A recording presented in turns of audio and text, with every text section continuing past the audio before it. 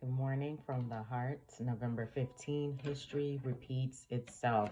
2 Timothy 4 verse 3, for the time will come when they will not endure sound doctrine, but according to their own desires, because they have itching ears, they will heap up for themselves teachers.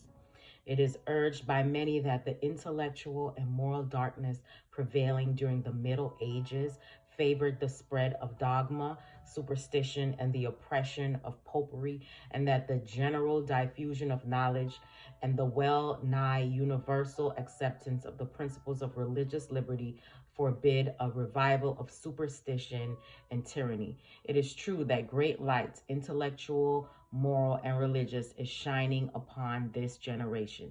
Since 1844, light from the heaven of heavens has beamed from the open door of the temple of God. But it is to be remembered that the greater the light bestowed, the greater the delusion and darkness of those who reject the word of God and accept fables, teaching for doctrine the commandments of men. Satan will excite the indignation of apostate Christendom against the humble remnant who conscientiously refuse to accept false customs and traditions. Blinded by the prince of darkness, popular religionists will see only as he sees and feel as he feels. Liberty of conscience, which has cost so great a sacrifice, will no longer be respected. The church and the world will unite, and the world will lend to the church power to crush out the right of the people to worship God according to his word.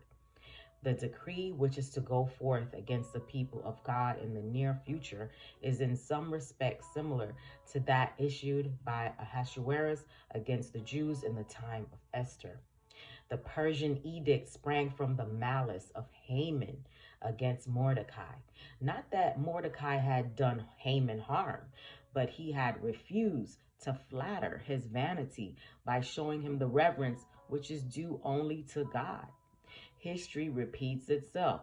The same masterful mind that plotted against the faithful in ages past is now at work to gain control of the Protestant churches, that through them he may condemn and put to death all who will not worship the idol Sabbath.